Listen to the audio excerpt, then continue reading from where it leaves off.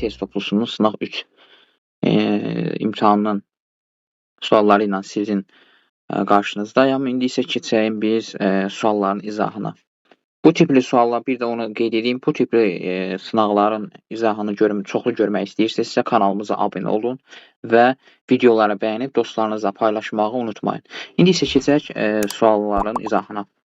Deməli, birinci sualda qeyd edir ki, sıxırların mütləq yaşı. Sıxırların mütləq yaşı nə ilə müəyyən olunur? Bir nisbi yaş var, bir mütləq yaş var sıxırlarda. Nisbi yaş əsasən yatım ardıcıllığına əsasən müəyyən olunur. Daha belə deyək də, yuxarıda olan sıxır cavan, daha aşağıda olan sıxırlar isə qədim hesab olunur.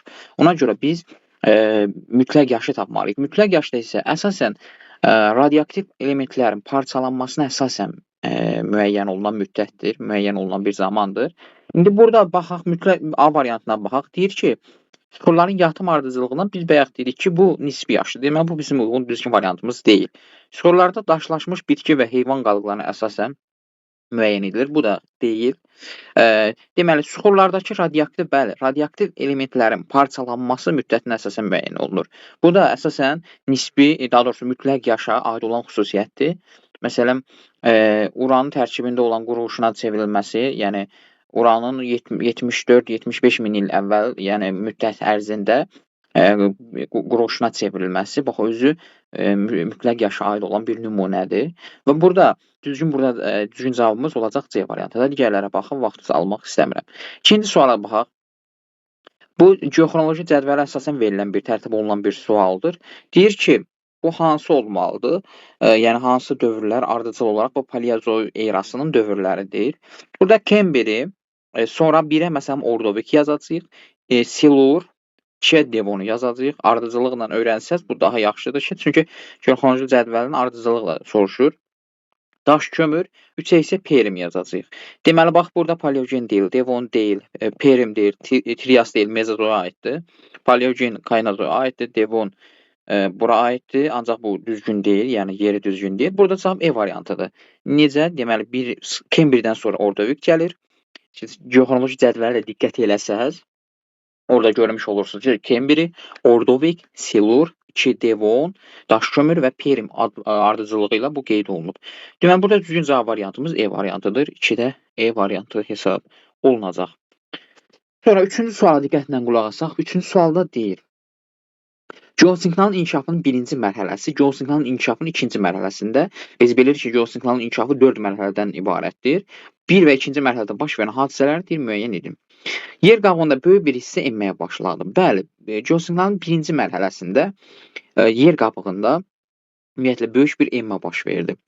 Ümumiyyətlə tektonik hadisələr prosesi fonunda bu belə bir hadisə baş verdi. Yəni 1-ə A-nı götürəcəyik. Sıxırların qismən metamorfizləşməsi. Bəli, bu da aiddir. Niyə? Çünki sıxırlar bu çökmüş hissələrdə toplanaraq suyun altında, yəni okean altında qalaraq yüksək təzyiqə məruz qalıb və metamorfikləşmişdir, yəni qismən çevrilmişdir. Burada deməli A da A ilə yanaşı, daha doğrusu B də ora daxildir. Yer qabığında ayrı-ayrı hissələrdə qalxma baş verir. Bəli, bu ikinci mərhələyə aiddir. Birinci mərhələdə enmələr baş verdi. İkinci mərhələdə enmələrlə yanaşı qalxmalar baş verdi ayrı-ayrı hissələrdə. Bu 2 aiddir C. D-yə baxaq. Çökmə surqatları parçalanması çoxlu sayda enmə və qalxmanın yaranması ilə nəticələndi. Bəli, bu ikinci mərhələyə aid olan bir xüsusiyyətdir. Niyə? Çünki dedik, enmələr də olurdu. Enmələrlə yanaşı qalxmalardı və enmə və qalxmalar yaranması ilə nəticələnmişdir. Bunun da nəticəsi çökmə suxurların parçalanmasına səbəb olmuşdur. Deməli, 2-yə D-də aiddir. Dəniz suyunun dibində qalan çökmə sur qatı toplanılır. Bəli, bu birinci mərhələyə aiddir. Dəniz suyu bayaq dedik, çökmələr yarandı. Bu çökmələrin dibində, daha doğrusu çöküntülər, enmələr yarandı. Bu enmələrin dibində çökmə qatı toplandı. Orada sonra metamorfizləşmə baş verdi. Ona görə burada 1-ə A, B, E-ni əlavə eləyəcəyik, yəni bunu götürəcəyik. F-ə baxaq, çökmə suxurlarının toplanması ilə yanaşı vulkanizm fəaliyyəti də artdı. Artıq burada çökmə ilə yanaşı qalxma və çökmə ardıcıllıq baş vermişdi və çökmə suxurlar parçalandı və onunla yanaşı vulkanizm fəaliyyəti də ikinci mərhələdə artıq aktiv şəkildə iştirak etməyə başladı. Deməli, 1-ə A, B, E düzgün cavab variantı. 1-ə A, B, E, 2-yə isə C, D, F Burada ABD səhvdir. ABE, 2 isə C, D, F. Bəli, burada düzgün cavab variantı B variantı. Digərləri də ABC var, bu səhvdir, bu səhvdir, bu səhvdir, F burada olmalıdır. Deməli, burada düzgün cavab variantımız B variantı hesab olunacaq. 4-cü test tapşırığına nəzər salaq. 4-cü test tapşırığında nə deyir? Platformalardır. Bunlarda qalxan hissələr və faydalı qazıntılar nə var? Burada Şimali Amerikada bir aşağısında da məsələn hansı belə deyək yaylanın aid olduğudur. Bu platformadır. Sipər qalxan yerli ərazi, faydalı qazıntı. Bu ardıcılla biz bunu tapmalıyıq ki, görək hansı ərazidir. Məsələn, birə baxaq. Şimali Amerika verib. Bir nədir? Cənubi Amerika. Bax, görürsünüz, burada Cənubi Amerika verib. Burada Gviana yaylası var. Bəli, Gviana yaylasında deməli, qalxan hissələri var, sipərləri var və Cənubi Amerikada yerləşir. Yəni, buna aiddir. 2-yə baxaq. Labrador yarımadası. Bəli, Şimali Amerikada yerləşir. Bu Labrador yarımadası şimal-şərqində xəritə ilə baxsaz, bax, bu hissədə Labrador və burada xəritədə göstərilir Labrador yarımadası. Burada da qalxan sipərlər var. Kanada buradan mahir şəkildə istifadə edə bilir. Sonra faydalı qazıntı. Qalxan sipərdə dəmir filizi burada var. Gviana yaylasında bəli, boksit ehtiyatı da var. Bəli, bu ərazidə boksit ehtiyatı da var. Digərlərinə baxaq. Məsələn, bu cavab A variantına uyğun gəlir. Yəni digərlərinə də baxaq. Deməli B, Şimali Amerika, burada Gviana yaylası Hindistana aidiyyatı yoxdur. Bu düzgün variant deyil. Ona görə digərlərinə baxmıram. Bir də yenə də Hindistana aidiyyatı yoxdur. Çünki platformalar deyir, aid olduğu qalxanlar və faydalı qazıntılar deyir. Avstraliya aidiyyatı yoxdur, Afrika aidiyyatı yoxdur. Niyə? Çünki Gviana yaylası Cənubi Amerikada yerləşir və Labrador yarımadası şimalda və Gviana yaylasında da boksit ehtiyatı vardır. Burada düzgün cavab variantı 4-də A variantı. 5-ə diqqətlə baxaq. Deyir, xəritə sxemdə geosinkronal ərazilərdə deməli, inkişafın 3-cü mərhələsində. 3-cü mərhələsində əmələ gələn dağlar Cavan dağlardır. Çünki Alp qırışıqlığı bu mərhələdə formalaşmışdı. Gəlin Cavan dağları seçək. Məsələn, burada 3 gözümə dəydi. Bu 3 qədim dağdır, Appalas dağıdır. Yəni, qədimləri biz götürməyəcəyik, yadınızda saxlayın. Burada 5 Əjdaha dağıdır, bu da qədim dağdır. Çünki 3-cü mərhələ deyirsə, bu Cavan dağları götürməliyik. Ona görə bu da səhvdir, yəni bizim variantla əlaqəsi yoxdur. Sonra, burada fikir ver, 2-yə bax, 2 də belə deyək, Altay Sayan dağlarıdır, Baykal ətrafıdır. Bu ərazilərdə də, məsələn, qədim dağda bizə Cavan dağ lazımdır, 4-cü dövrə aid olan dağlar lazımdır. Bu da bizim variantımız deyil. Baxaq, 1, burada bəli, burada deməli, Cavan dağdır, 1, 4, məsələn, Ant dağları, bu da Cavan dağdır, 6, burada da Cavan dağdır, bu deməli, səhv etmirəmsə, burada Karpat dağlarına uyğun gəlir. Karpat dağları, məsələn, Cavan dağdır. Yəni, bunlar geosinkronal ərazilərdə, uşaqlar, bunu yadınızda saxlayın. Geosinkronal ərazilərin 3-cü mərhələsi dağ əmələ gəlmə mərhələsidir. Müasir dağ əmələ gəlmə mərhələsi, yəni Alp qırışıqlığında yaranan dağlardır. Buradan da görürük ki, məsələn, 2-dir, 5-dir, burada sonra 3-dür, bunlar qədim dağlardır. Yerdə qalan düzgün cavab variantımız, yəni 1, 4, 6 da bizim Cavan dağlardır və bu da 3-cü mərhələyə uyğun gələn dağdır. Burada düzgün cavab variantı B. Sonra 6-cı suala bir nəzər yetirək. 6-cı sualda deyilir ki, kimyəvi aşınmanın intensiv getdiyi ərazilər müəyyən edin. Kimyəvi aşınma var, fiziki və üzvi aşınma var, uşaqlar. Fiziki aşınma temperaturla bağlı olan aşınmadır, temperaturun təsiri ilə. Üzvi aşınma canlıların, mikroorqanizmlər canlıların. Kimyəvi aşınma isə əsasən mineralların, yəni su ilə əlaqədə olaraq parçalanan, belə deyək, rütubətli ərazilərdə olan ərazilərdir ki, indi gəlin biz burada buna diqqət edək. Deməli, burada fikir versək, daha çox biz rütubətli əraziləri götürməliyik. Daha çox rütubət olsun, ekvatorial boy ərazilər və mülayim yağıntılı, rütubətliliyi çox olan əraziləri götürək. Bax, məsələn, Böyük Britaniya adası. Böyük Britaniya, bəli, mülayim dənizdə yerləşir. Burada rütubətli hava şəraiti var və bunu biz götürə bilərik. Bu biri götürə bilərik, biri biz götürdük. Meksika yaylası, Meksika daha çox quraq iqlimə malikdir. Tropik işıqlanma qurşağında yerləşdiyi üçün bunu biz hələ ki yəni bunu götürə bilmərik. Sonra böyük hövzə yenə də dağlar arasında yerləşdiyi üçün quraq iqlimə malik olduğu üçün bunu götürmürük. Ancaq deyirəm ki, rütubətli əraziləri biz seçməliyik. Məsələn, Yava adası ekvatorial boy ərazilərdə, ekvatora yaxın ərazilərdə, ekvatorda yerləşir və buna görə də Yava adası rütubətlidir, yağıntının miqdarı çoxdur. Ona görə burada biz 4-ü götürəcəyik. Sonra Malakka yarımadası, bu da ekvator boy ərazilərə yaxındır, ekvator boyudur. Burada burada da yağıntıların miqdarı çoxdur. Ona görə burada da 5-i də götürəcəyik. Somali yarımadası isə əsasən şərq hissədədir. Bu da quraq, tam belə deyək, rütubətli ərazi deyil. Bu da mövsümi dəyişikliklərə məruz qalır.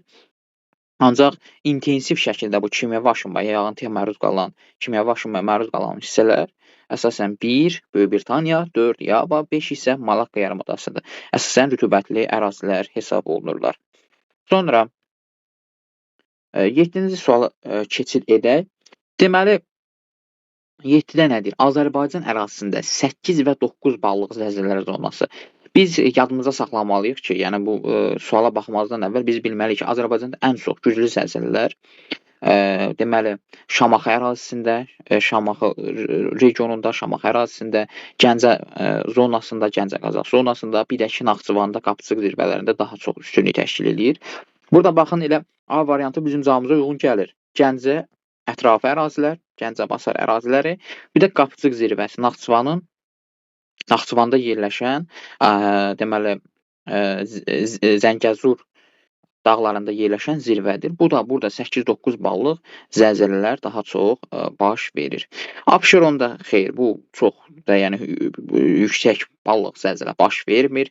Lənkəran həmçinin, Ceyrançöl həmçinin, Qanıxərçay həmçinin, Şamaxı ətrafı var, o birisi yoxdur. Ona görə bax Gəncə-Qazax, yəni Gəncə ətrafı, bir də Qapıçıq zirvələri burada düzgün cavab variantımız A variantı hesab olunacaq. 8-də baxaq. 8-də nə deyir? 8-də deyir ki, xəritə sxemdə əsasən paleogen çöküntüləri. Paleogen çöküntüləri hardadır? Daha çox biz bilməliyik, bunların yerlərini bilməliyik. Birinci bilməliyik ki, Talış dağları ətrafı, Naxçıvanın yüksək dağlıq hissələri, Böyük Qafqazın cənub-şərqi, bir də burada Şahdağ silsiləsi. Burada da bizim variantımıza uyğun görürsünüz 1, 3 və 6 uyğun gəlir. Ona görə burada düzgün cavab variantımız E variantıdır. Bu daha çox nəzəri bilik, xəritə biliklərinə əsaslanan bir sualdır. Yəni bunu bilsəz ki, hansı ərazilərdədir, bunu xəritə ilə tapa bilərsiniz. Demək, düzgün cavab variantımız burada E-dir. Sonra 9-cu suala nəzər salaq. 9-da deyir ki, bu hündürlüklər hansı silsilələrdə var? Məsələn, burada baxırıq 3120 metr. 3120 metr biz bilməliyik ki, Kükü dağdır. Bu da hansı silsilədə yerləşir? Dərələyə silsiləsində yerləşir. Yəni, bax, bu A-dır, B-dir, bu bizim aidiyyəti yoxdur. Yəni, bunlar götürülməyəcək. Bax, dərələyizdə yerləşir. Sonra, ikinciyə baxsaq, görərik ki, 3724 metr. Bir dənə yadımıza salaq, harada yerləşirdi? 3724 metr Qamışdağdır. Bu Murovdağ silsiləsində yerləşir. Görürsünüz, bax, bu da səhvdir, bu da səhvdir. Avtomatik cavab çıxır. 4243 bu Şahdağ deməli zirvəsidir və Şahdağ zirvəsi harada yerləşir? Deməli, yan silsilədə yerləşir. Burada da düzgün cavab variantımız D variantı. Yəni, bu da yenə faktoloji biliyə əsaslanan, yəni oxuduğunuz biliyə əsaslanan bir sualdır. Sonra 10-cu suala nəzər salaq. Xəritə sxemdə əsasən təknəvari dərələrin və gətirmə konuslarına yayıldığı ərazi müvafiq olaraq ərazini müəyyən edin. Təknəvari dərələr əsasən bulaq mənşəli relyef formalarına, yəni hündür dağlıq hissələrdə olur. Gətirmə konusları isə dağlarla düzənliklərin qovuşduğu sahədədir. Ona görə biz bunları nəzərə alıb biz cavabımızı qeyd etməliyik. Deməli, fikir verək burada məsələn 1, bəli, olar. 1-i götürə bilərik təknəvari dərələri. 5-ə baxsaq, 5 burada arid dendasyondur. Burada yəni quraq iqlimdir. Deməli 5 səhvdir. Bax 5 arid dendasyondur, yenə silirəm. Görürsən bizim variantımıza uyğun deyil. Sonra 2-yə baxaq. 2 burada yenə yəni təknəvari dərələrdən söhbət gedəməz. Çünki dağlıq ərazidə buzlaq relyef forması üstünlük təşkil edir. Deməli 2 də səhvdir. 3-ə baxsaq, 3-də daha çox dağlarla düzənliyin qovuşduğu Şirvan düzünə uyğun gəlir. Bu da gətirmə konusları, yəni dağdan düzənliyə qovuşduğu sahədə gətirmə konusları formalaşdırır. Bu da deməli 3-də nədir? 3-də bizim düzgün cavab variantımız, yəni burada E variantında deyil. Burada qaldı bir dənə B variantı. Bax, 1-ə baxın, bu dağlıq hissədədir, yüksək dağlıq təknəvari. Bir də ki, dağla düzənliyin qovuşduğu hissədə isə gətirmə konuslarıdır. Buna görə burada düzgün cavab variantımız B variantı hesab ediləcəkdir. Sonra 11-ci suala diqqətlə baxaq. 11-ci sualda deyir ki, doğru sıranı müəyyən edin. 11-ci sualda burada da yenə də şərti işarələri öyrənmək lazımdır uşaqlar. Bu imtahanda bu tipli suallar daha çox düşür. Azərbaycan, dünya belə deyək, regionlarında. Deməli, bax, birinci, bax, burada bu işarəni görürsünüz. Bu misin işarəsidir. Bu doğrudur. Misti və hardadır? Bu yazıb burada mistir və harda yayılıb? Gədəbəydə. Bu doğru variantdır. Yəni bunu biz doğru götürəcəyik. Bu bizim düzgün variantlar arasındadır 100%. 2-yə baxaq. 2-də nə deyir? 2-də deyir ki, neftdir, kürdəmir verib. Burada neft bəli, bu düzgün variantdır. Neftdir. Kürdəmir ərazisində imişli və kürdəmirdə var. Ancaq bunlar işləmir də, belə deyək, potensial ehtiyatdır. Yəni bunu biz hələ ki bunu da əslində götürə bilərik. Bu da var, neft ehtiyatı. Yəni bunu da götürə bilərik. Hələ bu da düzgün götürək.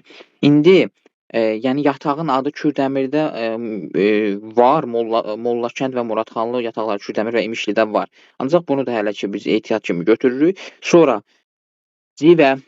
Bəli, civənin işarəsi belədir. Civə deməli civəni burada qeyd elədik. Sonra harda yerləşir? Bəli, civə yatağı Kəlbəcərdə yerləşir. Bu doğru variantdır. Bu 100% doğru variantdır. Bunu götürürük. Sonra təbii qaz lirik, bu səhvdir təbii ki. Bu təbii qaz lirikdir. Nə gəzir? Yəni bu səhv variantdır. Bunlar bizim düzgün cavab variantımız deyil. Dəmir filizi daşkəsən, bəli, bu 100% düzdür. Yəni burada 5-də düzdür. Bax 1, 3, 5 düzdür. Qızıl ucarda nə gəzir? Qızıl ucarda yerləşmir. Bu da səhvdir. Burada bunu əslində doğru götürürük. Burada sadəcə bunların bizim düzgün cavab variantımızın arasında olmadığı üçün burada D-ni götürəcəyik. Yəni burada düzgün cavab variantımız olacaq D variantı. 12-yə baxaq. Tektonik zonalara uyğun gələn vahidləri müəyyən edin. Ön Qafqaz çökməsi, Kiçik Qafqaz qalxması. Deyir, bura aid olan zonaları müvafiq olaraq qeyd edin. Bax, ön Qafqaz çökməsinə. Bax, Şollar düzü 100% ora aiddir. 1. Sonra Murovdağ silsiləsi Kiçik Qafqaza aiddir. 2. Samur Dəvəçi ovalığı ön Qafqaza aiddir. Sonra Şahdağ silsiləsi Kiçik Qafqaza aiddir. Peşkəsər silsiləsi Kiçik Qafqaz tektonik zonasına aiddir. Uşaqlar yadınızda saxlayın, yəni tektonik qalxmasına aiddir. Deməli, burada oldu 1-ə 1, 3, 2-yə 2, 4, 5. Cavab elə A variantıdır. 13-cü suala diqqətlə qulaq asın. Deyir, doğru bəndi müəyyən edin. Doğru bənd. Yəni, buradan hansıları doğrudur? Meyillilik az və qalın çökmə süxurlu örtülmüş sahədir. Meyillilik az və qalın çökmə süxurlar daha çox materik dayazlığı şelfdə olur daha çox materik dayazlığında. Materiklə okean yer qabığı arasında sərhəd. Bu materik ətəyidir. Bu okean demir relyef dərsindədir. Bax, bunları əzbər şəkildə bilməliyik xüsusiyyətləri. Onu burada düzgün yazmaq üçün. Sərhədə hamarı olub okean dibinin əsas hissəsinin. Bu okean yatağı və yaxud da ki, abbisal düzənliklərdir.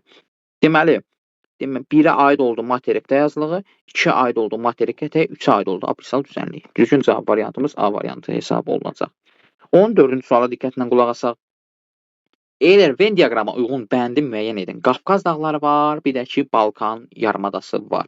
Qafqaz dağları və Balkan yarımadasına aid oxşar və fərqli xüsusiyyətləri biz müəyyən etməliyik. Deməli, Qafqaz dağları seysmik ərazidir. Deyir. Qafqaz dağları bəli, seysmik ərazidir. Burada deməli bu sualda Qafqaz dağları da seysmikdir, Balkan yarımadası da seysmikdir. Niyə? Çünki ikisi də Alp-Himalay qurşağında yerləşir. Deməli, burada olacaq 3-ə, yəni hər ikisinə 2 aid olacaq. Sonra, ən hündür zirvəsi sönmüş vulkan hesab olunur. Bəli, Qafqaz dağlarında ən hündür zirvələrindən biri olan sönmüş vulkan burada yerləşir. Deməli, Qafqaz dağlarına aiddir, 1-ə aiddir 2. Sonra, əhəngdaşı süxurları, yəni burada kars relief formalarında istifadə olunan kars prosesinin üstün olduğu Balkan yarımadasında əhəngdaşı süxurları ilə zəngindir. Deməli, 2 aiddir, 3. Sonra, ərazisində karst platosu, yəni mağara, belə deyək, boşluqlara, mağaralar, karst prosesləri burada üstündür və var. Bəli, burada hətta biz nümunə kimi Sloveniyada Passoyun mağarasında biz qeyd edilmişdik, dərsliklərdə də var. Deməli, aiddir.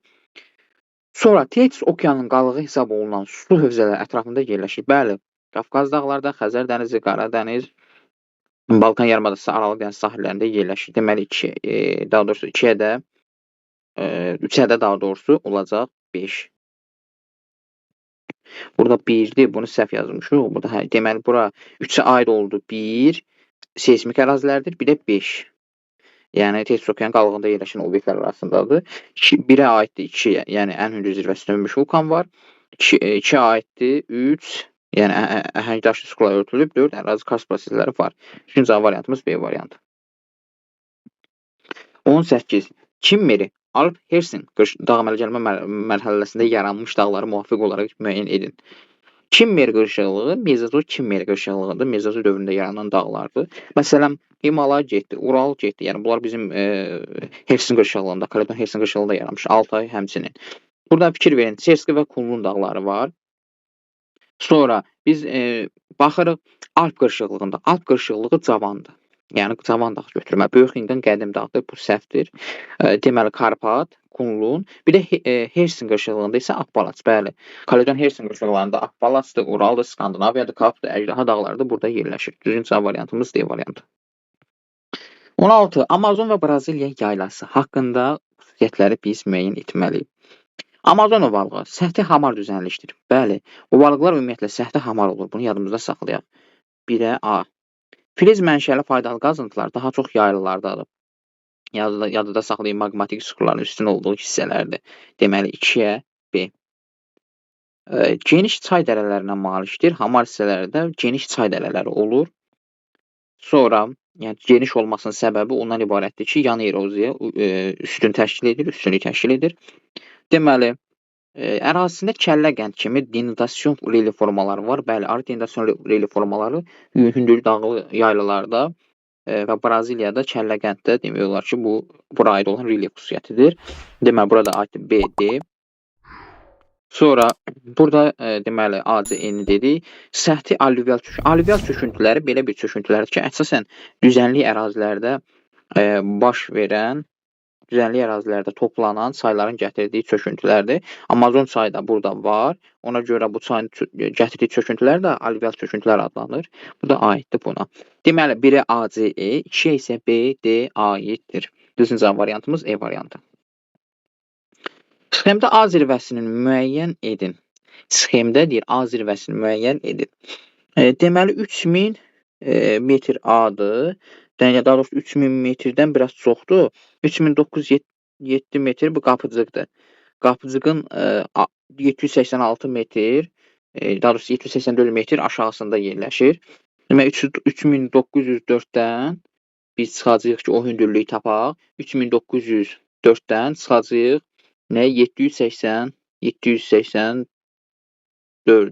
3120 metr bu A-nın hündürlüyüdürsə, bu hansı dağa uyğun gəlir?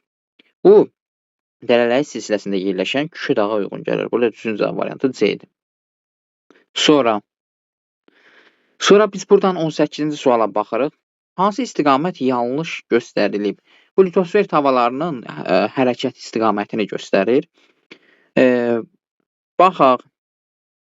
Birdən baxaq. Bir bax, Sakit okeandır. Deməli, Avrasiyaya doğru hərəkət edir. Bu doğrudur. Yəni, bu bizə doğru cavabı verir. Çünki bu toqquşub, subduksiya zonasıdır. Sonra 2-yə baxaq. 2-ni, deməli, 2 buradadır. 2, deməli, yanlış göstərir. 2, bunlar ayrılma sərhədli olduğu üçün, divergent sərhədli olduğu üçün bunlar bir-birindən ayrılmalıdır. Toqquşma sərhədli deyil. Ona görə 2 də səhvdir. Yəni, düzgün variant deyil. Ona görə bax, 2-ləri götürürük. Sonra 3-ə baxacağıq. 3-də də, deməli, 3-də də, bax, görürsünüz, burada Naskat havası Sakit okeandan ayrılır, gəlir Cənubi Amerika ilə toqquşur. Ona görə bu da düzgün cavab deyil, yəni səhv göstərib, burada isə toqquşma göstərib. Əslində, Naskat havası deməli, Cənubi Amerika ilə toqquşur, Sakit okeandan ayrılır.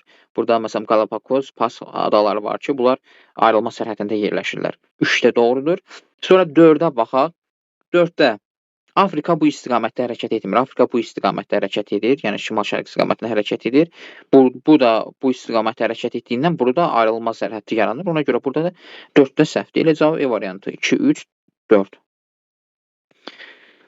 19-cu suala diqqətlə qulaq asaq. Kordilyer dağlarının mərkəzi hissəsinə aid olan relief vahidlərini müəyyən edin. Qayalı dağlar deməli aiddir bunun şərqinə. Deməli, burada böyük hövzə mərkəzə aiddir. Kolorado platosu mərkəzə aiddir.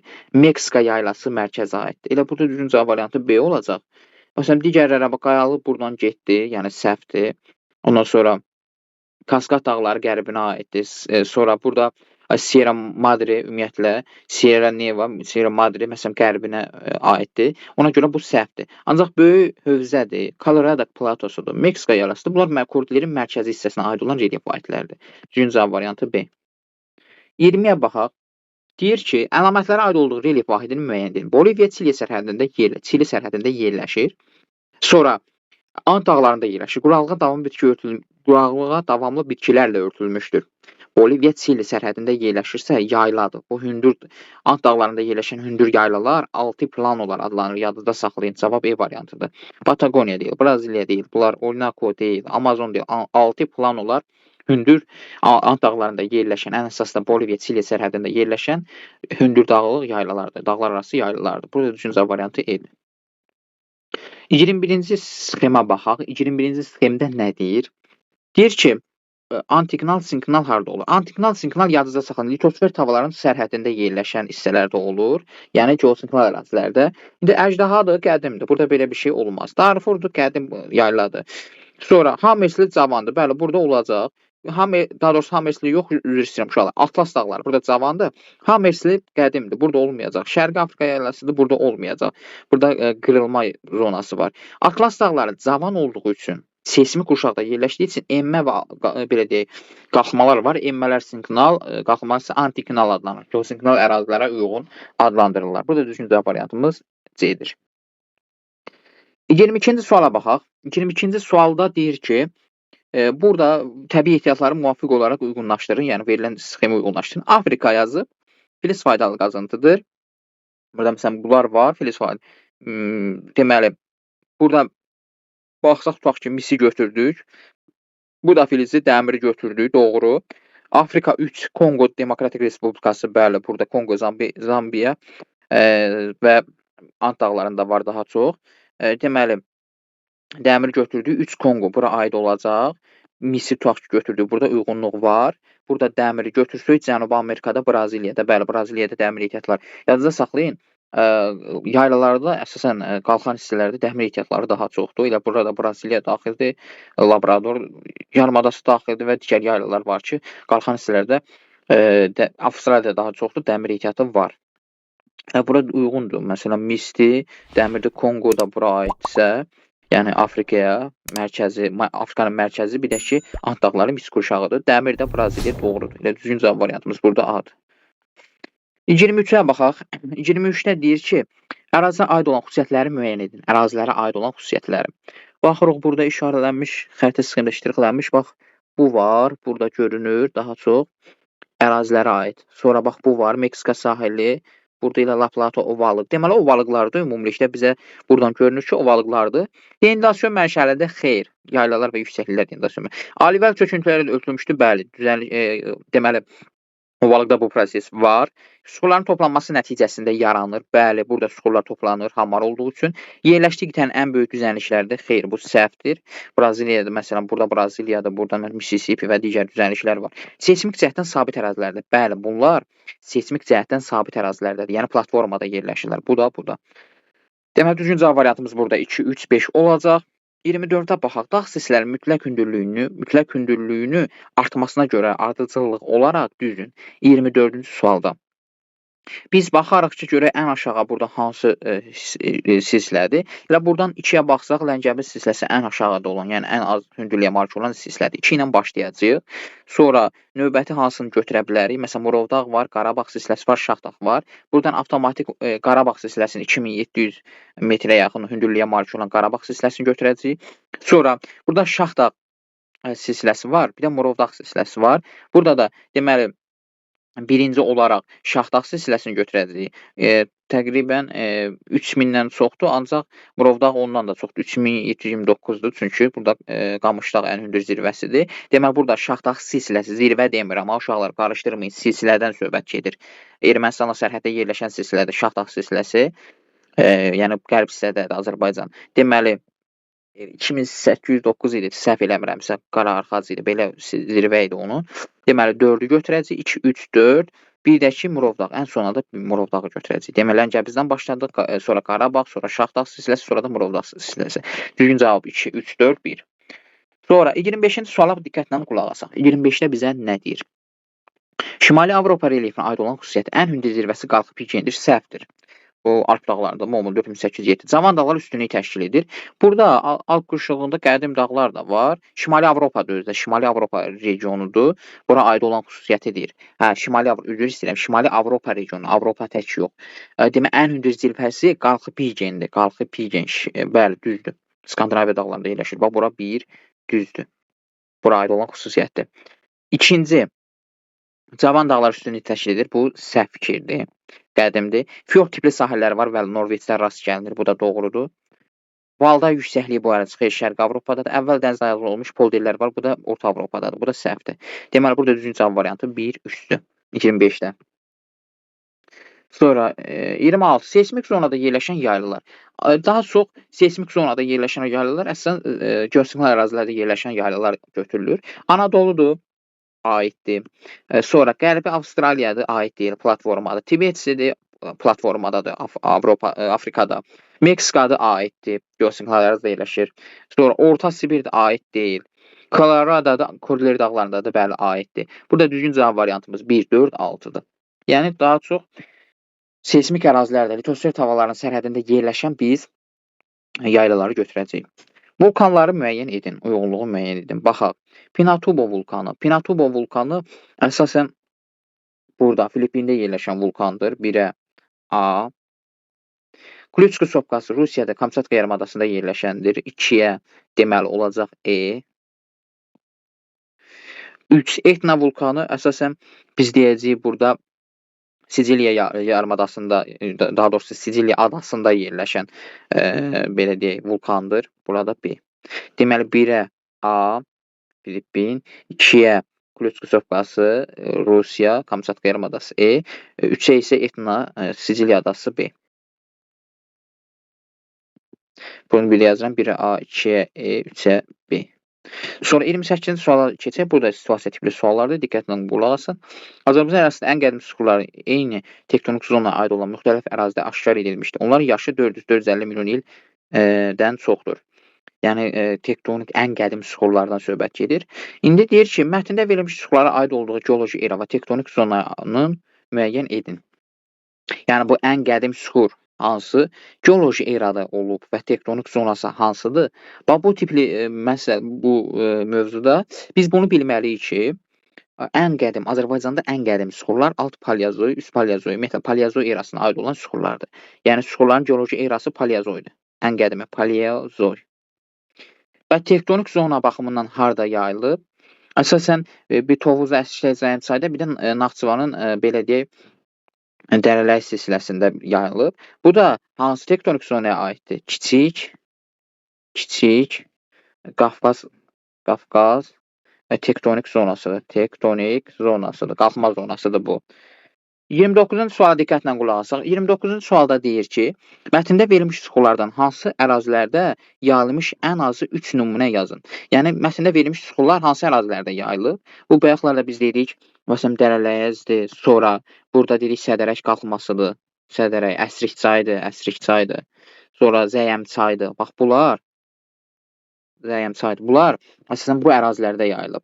Bu, ən azı, məsələn, 3 nümunə, bax, biz bunu əlavədə qeyd elədik ki, Dərələyəz, Sədərək, Əsrikçay, Zəyəmçay, bax, bunlar qeyd etmək olar. Sonra 30-cu sual, sonuncu suala baxaq.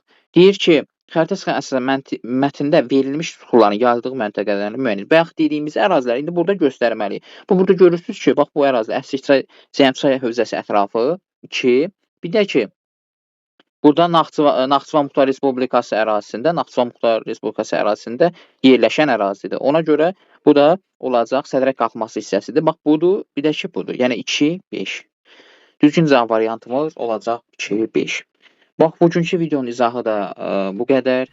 Videolarımı, daha çox belə videoların gəlməyini istəyirsinizsə, videonu paylaşın, kanalımıza abunə olun və inşallah digər izahlar da yavaş-yavaş kanala atılacaq. Sağ olun, salamat qalın.